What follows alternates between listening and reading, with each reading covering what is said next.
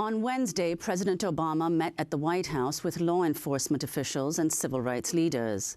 President Obama hosted the meeting 1 week after the fatal police shootings of Alton Sterling in Baton Rouge, Louisiana, and Philando Castile in Falcon Heights, Minnesota, and the killing of 5 police officers by a sniper in Dallas.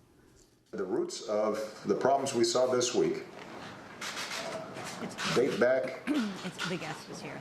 not just decades, date back centuries. There are cultural issues, and there are issues of race in this country, and poverty, and a whole range of problems that will not be solved overnight.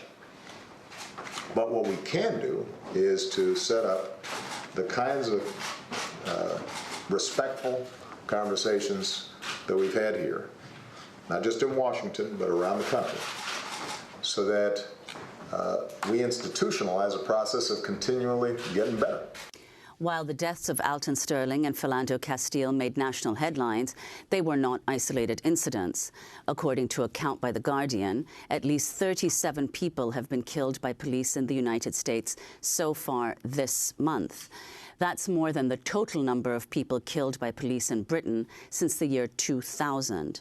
Overall, police in the United States have killed a total of 585 people so far this year. After Wednesday's summit, President Obama said the nation's not even close to resolving issues between police and the communities they serve. We're going to have to do more work together in thinking about how we can build confidence that after police officers have used force, and particularly deadly force, that there is confidence in how the investigation takes place and that justice is done. Well, our next guest writes, quote, "American policing is in crisis. Alton Sterling and Philando Castile are 2 of the most recent casualties in what's become a deadly epidemic. It may surprise you to learn who wrote those words. Not a Black Lives Matter activist, but a former big city police chief.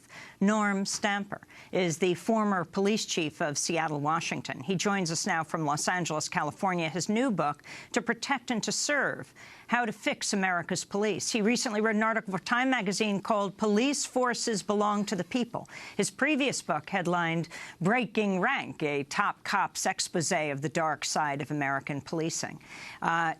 Norm Stamper, welcome back to Democracy Now! As you look at what happened in the last week alone, not to mention what has happened in the years since you were the chief of police in Seattle, what are your comments about how police are trained to deal with communities of color? You know, the training of police officers is a very prominent theme in the conversation about police reform.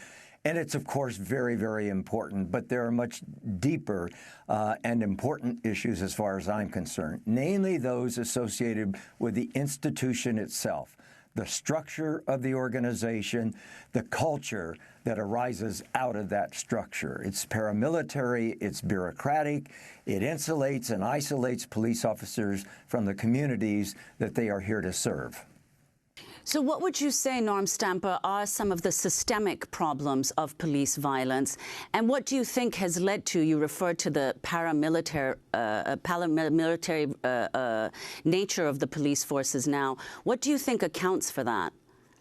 I think what accounts for it is there are several factors, one of which is that in 1971, Richard Nixon famously proclaimed drugs public enemy #1, drug abuse, and declared all-out war on drugs, which was really a declaration of war against his own people. And overwhelmingly, young people, poor people, people of color suffered and have continued to suffer over the decades as a result of a decision to put America's frontline police officers on the front lines of the drug war as foot soldiers. And then we wonder why there's such a strain in the relationship between police and community, and particularly those communities that are entrenched in poverty and other economic disadvantage. communities that historically have been neglected or abused or oppressed by their own police departments. So we really intensified and escalated the country's war against poor people, with that drug war.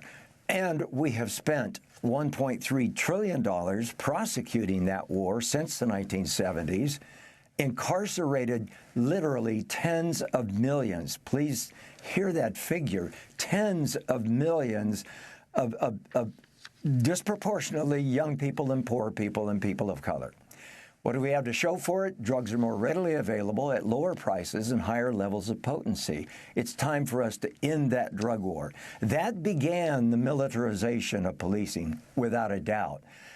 9/11 is another milestone for obvious reasons. The federal government began throwing military surplus at local law enforcement agencies such that, in terms of how they look, in terms of how they're equipped, in terms of how they are weaponized, America's police forces look more like the military than domestic peacekeepers.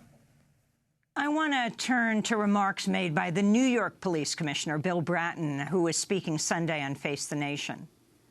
Police officers come from the community. We don't bring them in from Mars. They come from the communities they police.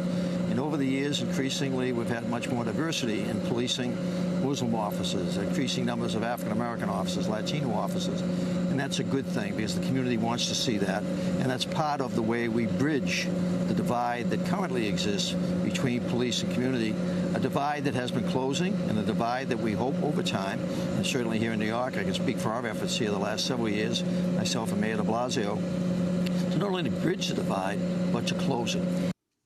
That's Police Commissioner Bill Bratton. Your response? Our police officers do, in fact, come from the community. As Bill Bratton said, they don't come from Mars. They are of us. They live among us. They are motivated by a variety of different interests in becoming a police officer. It's not that that the candidates that we're selecting necessarily are poor candidates. It is what happens to them when they get acculturated by this law enforcement structure that makes it clear to them that they are on the front lines of a war against their own people. And so you get police officers heading out to put in a shift who are feeling that the people are the enemy. Well, I want to turn to Republican Senator Tim Scott, who spoke on the floor of the Senate Wednesday about being the victim of racial profiling. Scott is one of only 2 African Americans in the U.S. Senate. In the course of 1 year, I've been stopped 7 times by law enforcement officers. Not 4, not 5, not 6, but 7 times in 1 year as an elected official. Was I speeding sometimes? Sure. But the vast majority of the time, I was pulled over for nothing more than driving a new car in the wrong neighborhood or some other reason just as trivial.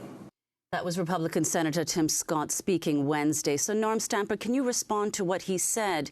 And also whether you think the police is plagued with systemic racism? Well, let me start with that question. The short answer is yes. I can also cite another example closer to home for me. A former King County executive, Ron Sims, African-American man of the cloth, spoke to a reporter recently and said, I have been stopped 8 times by the police. And invariably, the question seems to be, what are you doing here? Do white members of our community get that kind of treatment? In blunt terms, it is racist. It's a racist action on the part of an officer if he or she does not have reasonable suspicion that a person has committed, is committing, or is about to commit a crime. That's what the law says. And yet that law is systematically defied by police across this country in unlawful search and seizure, stop and frisk situations. But there's also systemic racism. It goes back as far as the institution, and I know President Obama made reference to the long history, the centuries-old history of the relations between police and community, and particularly communities of color. Policing in this country has its origins in the slave patrols. And from decade to decade, generation to generation, there are still police officers in this country who act with superiority, who act in a very authoritarian, very dominant way. Part of that is their training, and only some of that, by the way, takes place in the academy. Most of it takes place in the locker room or in the front seat of a police car when the senior officer tells the junior officer, forget what they taught you in the academy. You're in the real world now.